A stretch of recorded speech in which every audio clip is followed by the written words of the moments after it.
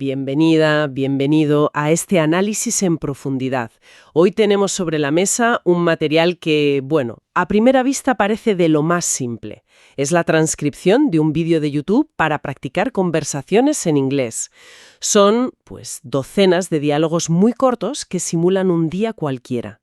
Pero claro, aquí nos preguntamos, si la vida es un escenario, ¿quién escribe el guión para las partes más cotidianas?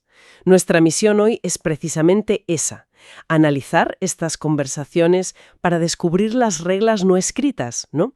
Los atajos invisibles que usamos todos los días para entendernos. Es una forma genial de plantearlo, la verdad, porque estos diálogos son justo eso. Son como el software social que todos llevamos instalado por defecto. Al ser tan sencillos, tan despojados de ironía o de dobles sentidos, nos permiten ver la estructura, el esqueleto de nuestras interacciones, vamos. No es tanto la conversación que tenemos, sino la plantilla sobre la que se construye esa conversación. Pues empecemos por el principio del día, que en estas conversaciones arranca, como tantas veces en la vida real, con un problema. Alguien se encuentra mal, tiene cita con el médico, pero es que no tiene ni fuerzas para levantarse. Y la primera línea que escuchamos es de apoyo. Venga, levántate y prepárate. Un pequeño empujón. Y ese empujón nos lleva directos a la consulta del médico, que es una escena fascinante por lo que revela. La conversación es de una eficiencia casi robótica. Oye, así. Me duele mucho la cabeza. ¿Desde cuándo? Desde ayer. ¿Algún otro síntoma? Estoy muy cansado. El médico le toma la temperatura, es normal. Solución, le daré una medicina. Fin, se resuelve en 30 segundos. Yo me pregunto, ¿alguna vez una visita al médico ha sido así de rápida para alguien? Jamás, claro. Y esa es la clave. El guión no pretende ser realista, pretende ser funcional. Enseña la estructura lógica más pura de un problema. Presentación, diagnóstico con preguntas clave y solución. Elimina todas las variables del mundo real. Las esperas, las dudas, los seguros, la ambigüedad, todo fuera. Solo para mostrar el patrón básico de problema-solución en su forma más destilada. Es el tutorial, ¿no?, de cómo comunicar una necesidad de forma efectiva. Y ese mismo patrón se repite un poco después. La adversidad no da tregua, porque de repente el coche se estropea. Y la frase es igual de directa. Mi coche se ha averiado hoy. El motor no arranca. Y la reacción es idéntica a la del médico, pero, bueno, aplicada a la mecánica. No hay lamentos, no hay pánico. Se identifica el problema y al segundo se busca la siguiente acción lógica. Llamamos a un taxi. Es el mismo software mental. Un problema ha surgido, el objetivo es encontrar el siguiente paso viable. Estos guiones, en el fondo, son un entrenamiento en resiliencia práctica. No te enseñan a evitar problemas, sino a reaccionar. A reaccionar de forma constructiva. Exacto. Y de forma inmediata. Vale. Hasta aquí todo es muy lógico, muy coherente. Pero aquí es donde la narrativa del día pega un giro que a mí me descolocó por completo. Después de la visita al médico, la solución no es irse a casa a meterse en la cama. No. La secuencia es ir a comer sopa, después al cine a ver una comedia y, como colofón, la otra persona le regala un cachorro llamado Max. Un cachorro. Sí, ese giro es tremendo. Si lo conectamos con el panorama general, es una declaración de intenciones muy potente. El material nos está diciendo algo fundamental sobre cómo superar el malestar. La primera parte del día nos enseña a resolver problemas prácticos con lógica. Pero esta segunda parte... Nos enseña que la solución emocional es igual de importante. Justo. ¿Nos enseña que la solución emocional es crucial? Espera. ¿Entonces el cachorro es parte de la receta médica? En cierto modo sí. Es una receta emocional. La secuencia médico, sopa, comedia, cachorro es una narrativa de recuperación casi de manual. Nos dice que para curarse no basta con la medicina. Ajá. Necesitas consuelo, que es la sopa, distracción y alegría, la comedia. Y finalmente, afecto incondicional, el cachorro. Es una visión muy idealizada, casi de película, pero el mensaje es claro. La felicidad y el cuidado activo son el verdadero antídoto. Pasa de ser una lección de pragmatismo a una sobre la búsqueda activa de la alegría. De acuerdo. Hemos resuelto los problemas en casa con pragmatismo y cachorros. Pero los guiones más interesantes a menudo aparecen cuando interactuamos con desconocidos, ¿no? Por ejemplo, en esa situación clásica de estar perdido en una ciudad que no conoces. Exacto. Y el diálogo para pedir direcciones es un manual perfecto de cómo calmar la ansiedad. Las instrucciones son increíblemente precisas. Siga recto. Gire a la izquierda en el supermercado grande. Camine 5 minutos, la estación estará a su derecha. Lo que me llama la atención es el uso de el supermercado grande. No dice gire en la tercera calle, que sería más abstracto. Has dado en el clavo.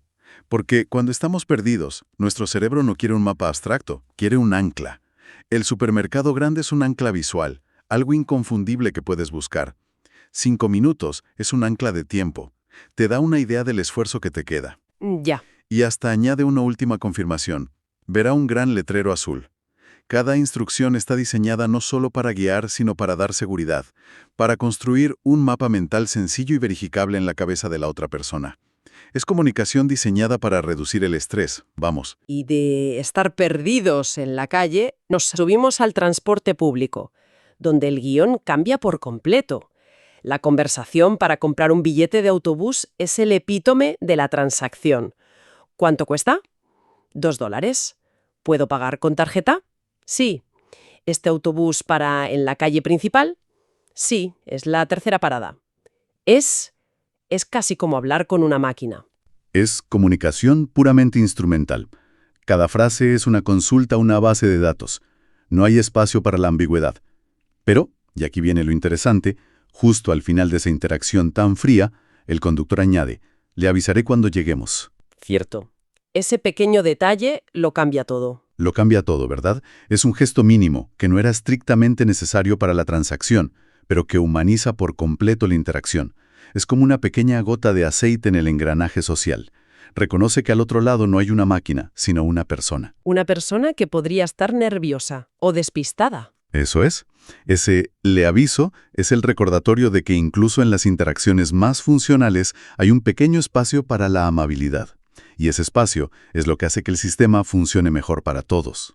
Hemos pagado el bus. Una transacción sencilla. Pero el día continúa y nos vamos de compras, que es un universo de rituales en sí mismo. El material nos muestra dos escenarios muy distintos. Primero, una frutería. Que es el nivel básico de la compra, ¿no? La conversación es casi un telegrama. Necesito manzanas. ¿Rojas o verdes? Rojas. ¿Cuántas? 6. Se añaden plátanos, fresas. Total, $10. Fin. Es pura matemática. Es una transacción que es pura matemática, como dices. 6 manzanas son 6 manzanas. Pero luego entramos en una tienda de ropa para comprar una chaqueta y la conversación se transforma. Ya no es matemática, es otra cosa. Es psicología. Fíjate en el cambio. Se empieza igual, con una necesidad concreta. Necesito una chaqueta, talla mediana, color negro. Pero entonces llega el momento clave que no existe en la frutería. Probársela. Y con ello, la subjetividad. Claro. ¿Dónde está el probador? Y la frase que lo cambia todo. Me queda un poco grande. Claro, una manzana no te puede quedar un poco grande. Exacto. De repente la conversación deja de ser sobre el objeto y pasa a ser sobre la persona y su percepción. Le queda bien, no me convence, se introduce la opinión, el gusto, la identidad. La conversación no es para comprar un objeto, es para comprar una versión de uno mismo, ¿sabes? La persona que llevará esa chaqueta. Exacto. Por eso se alarga, necesita más pasos, más feedback. Y culmina con otra capa de psicología, la negociación. ¿Hay algún descuento? Sí, un 10% hoy. Es un pequeño juego, un baile social que no tiene cabida en la compra de plátanos. Así que hemos navegado el mundo exterior, hemos comprado nuestra identidad en forma de chaqueta y volvemos a casa. Uno pensaría que aquí es donde terminan los guiones y empieza la vida real, desordenada y espontánea. Pero el material sugiere que no, que incluso el hogar tiene sus propios libretos. Sobre todo cuando se trata de tareas compartidas. Hay una escena entera dedicada a limpiar una casa que está muy desordenada. Y lo fascinante es cómo lo abordan. No es un caos de gente limpiando, es una operación logística. Totalmente. Es como una reunión de gestión de proyectos para el hogar. La primera frase establece el plan. Yo empiezo en la cocina. La respuesta es la confirmación. Vale, yo limpio el salón. Se dividen las zonas y a partir de ahí se asignan tareas específicas. Lavar platos, pasar la aspiradora, quitar el polvo, sacar la basura. Es un desglose de trabajo perfecto. Lo que este guión nos enseña es la importancia de verbalizar un plan para colaborar eficazmente. y para evitar conflictos. Al asignar roles y tareas de forma explícita, se crea un sentido de equipo, ¿no? De propósito compartido. Y lo más importante es cómo termina. No acaba cuando el último plato está seco.